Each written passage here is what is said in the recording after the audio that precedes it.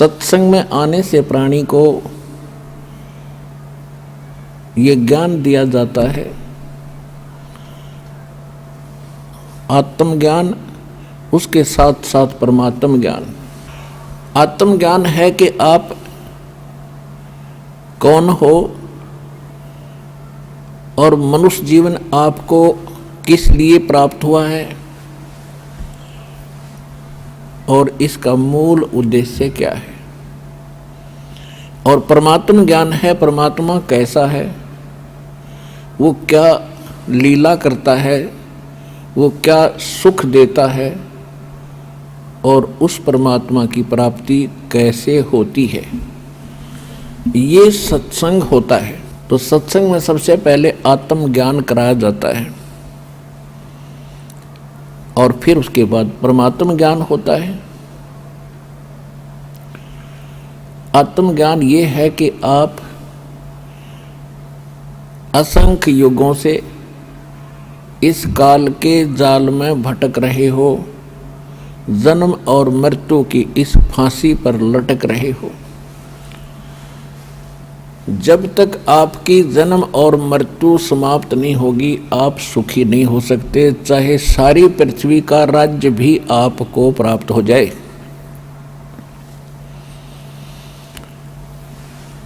क्योंकि यहाँ वो सुख है ही नहीं 21 ब्रह्मांड में। जैसे नमक की बोरी में और बूरा का टेस्ट आ ही नहीं सकता, ये 21 ब्रह्मांड नमक की बोरी हैं, बूरा से मिलती जुलती हैं, सेम कलर है, सेम बोरी है, उनका आकार सेम है, लेकिन वो टेस्ट नहीं हो सकता जो बूरा में टेस्ट है। वो सतलोक के अंदर वो सुख है जिसकी खोज हम यहाँ कर रहे हैं, इस नमक के बोरे में। ये सपने में भी ना सोचना कि आप यहाँ सुखी हो सकते हो। इन व्यवस्थाओं को पाकर कोई निर्धन सोचता है धनवान हो जाऊं, घना सुखी हो जाऊंगा। धनवान स्वप्न में भी सुखी नहीं है। यहाँ पर आज किसी के पास मान लीजिए पूर्व संस्कार से कोई संपत्ति अच्छी है, अरबपति है, करोड़पति है, उसकी मृत्यु हो जाती है, फिर क्या है, वो गधापति है, फिर गधा बनकर घूम रहा होगा वहाँ कुर्डियों पर। तो ये आत्मज्ञान है। 3 लोक का राज जीव को जय कोई देवे, लाख बधाई क्या करे जो नहीं नाम से दे। 3 लोक का राज जीव को जय कोई दे, लाख बधाई क्या करे जो नहीं नाम से दे। कहने का भाव ये है, परमात्मा सूक्ष्म वेद में बताते हैं कि ठीक है, अपने संस्कारवश चाहे कोई गरीब है, अमीर है, ताकतवर है, बलवान है या निर्बल है, निर्धन है, परमात्मा की भक्ति सबको करनी होगी। और जिसके पास भक्ति नहीं है वो चाहे 3 लोक का भी पति बन जावे, स्वामी बन जावे, कहते हैं क्या बधाई दे रहे उसको, वो तो अंत में दुर्गति को प्राप्त होगा। और एक निर्धन कंगाल भक्ति कर रहा है और वो उस पूरी पृथ्वी और 3 लोक के स्वामी से भी ज़्यादा महत्वपूर्ण है, ज़्यादा वो कीमत का व्यक्ति है। परमात्मा कहते हैं राम रटत दारिद्र भलो, दारिद्र में निर्धन, नाम रटत निर्धन भलो, टूटी घर की छान, वो कंचन महल किस काम के, जहाँ भक्ति नहीं भगवान। परमात्मा समझाना चाहते हैं कि भक्ति करने वाला प्राणी भले ही कितना ही निर्धन हो और उसके घर की छान यानी छत भी टूटी हो झोपड़ी की, और जिसके सोने के महल हो भक्ति ठीक करता ना हो, तो उसके विषय में परमात्मा कहते हैं वो कंचन महल किस काम के, जहाँ भक्ति नहीं भगवान। परमात्मा कैसा है, कैसे मिलता है और वो कहाँ रहता है और कैसी लीला करता है, बस इतनी सी बात होती है सत्संग के अंदर। और इनका विस्तार बहुत ज़्यादा बताना पड़ता है क्योंकि अज्ञान घना हो गया। वेद स्वयं बताते हैं कि परमात्मा स्वयं आते हैं सतलोक से चलकर और अपनी महिमा का ज्ञान और अपने पाने की विधि स्वयं ही बताते हैं, क्योंकि अध्यात्म मार्ग परमात्मा का होता है और परमात्मा ही बता सकता है।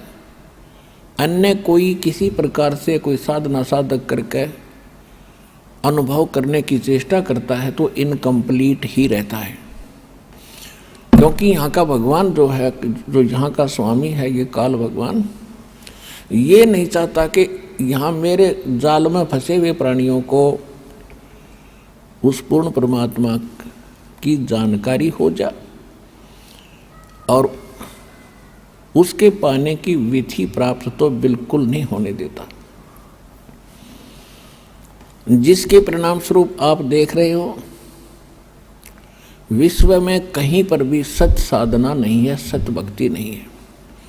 इस सतलोक आश्रम बरवाला जिला हिसार ने छोड़ के पूरे विश्व में अब प्रथम बार कोई व्यक्ति ये बात सुनता है तो वो उसके ये बात अच्छी सी नहीं लगती, उसके गले उतरे नहीं।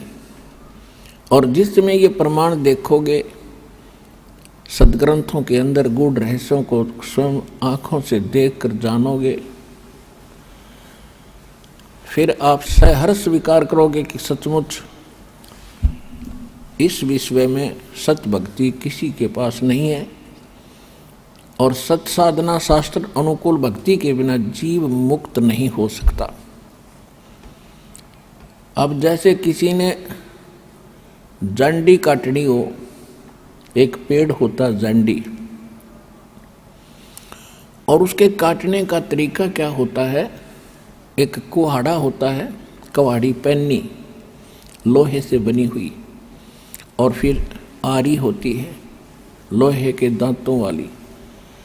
उसके स्थान पर यदि कोई काठ का हथौड़ा लेकर और उससे काटने का प्रयत्न करे तो कभी नहीं काट सकता। तो यथार्थ जो साधन है उस जंडी के काटने के, वही प्रयोग करोगे तो वह जंडी बहुत आसानी से कटेगी। ठीक इसी प्रकार ये जन्म मरण का रोग रूपी जंडी हमारे जामगी, इसको काटने के लिए वो शास्त्र अनुकूल साधना का प्रयोग करना पड़ेगा, और जो इस दास के अतिरिक्त विश्व में किसी के पास नहीं है वर्तमान में।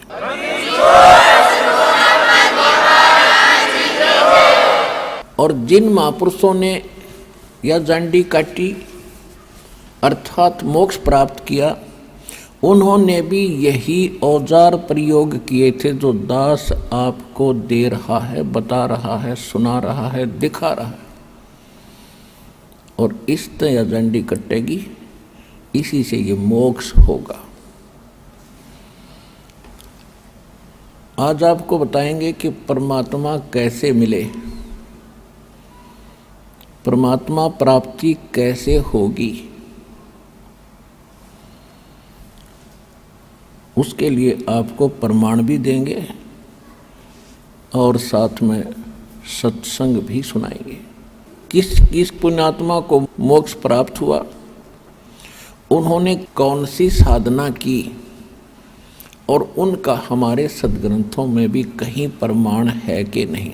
हमारे सदग्रंथों में प्रमाण मिल जावे वो होगी शास्त्र अनुकूल साधना, और उसी साधना को उन महापुरुषों ने किया हो जिनको मोक्ष प्राप्त हुआ, तो शंका का कति नाश हो जाता है। फिर बिल्कुल निसंशय होकर के ये जीव भक्ति कर सकता है। सबसे पहले हमने अपने सदग्रंथों में से चुनना होगा, जानना होगा कि वो सदग्रंथ कौन से हैं जिनको हम ऑथेंटिक मान सकते हैं, जिनको हम आधार मानकर भक्ति कर सकते हैं। वो प्रमाणित सदग्रंथ कौन कौन से हैं उनकी जानकारी पहले देते हैं। एक नंबर पे जो ज्ञान है, जो सदग्रंथ है, वो सूक्ष्म वेद है।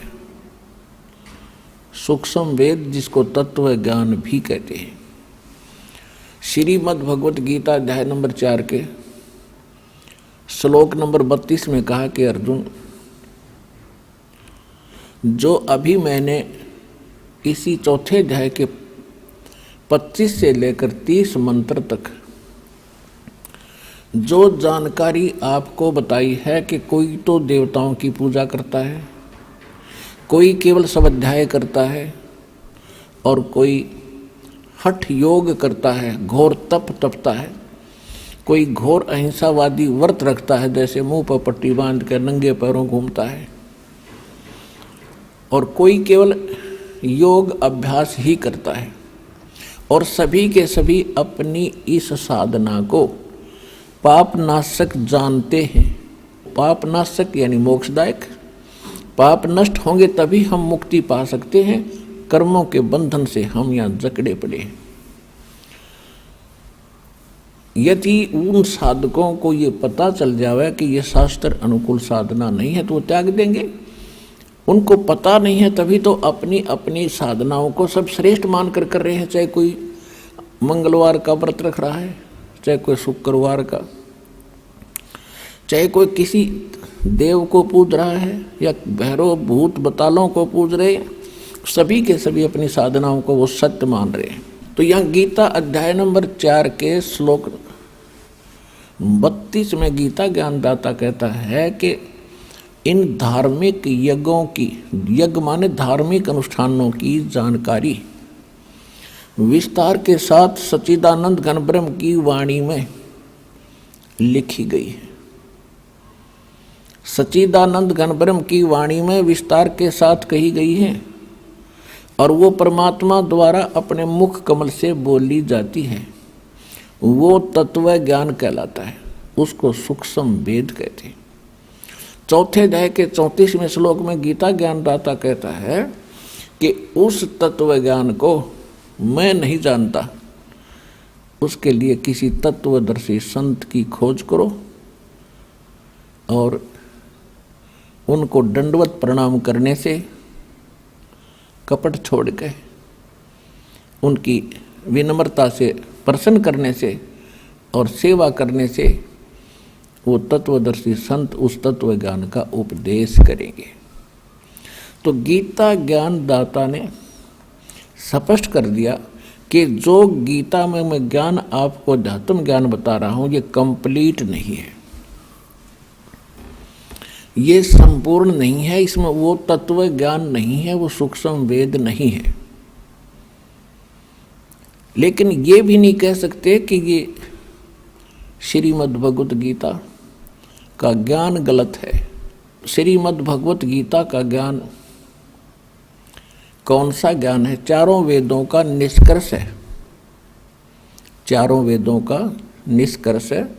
ये शॉर्ट में, संक्षिप्त में बहुत कुछ गहरा ज्ञान है।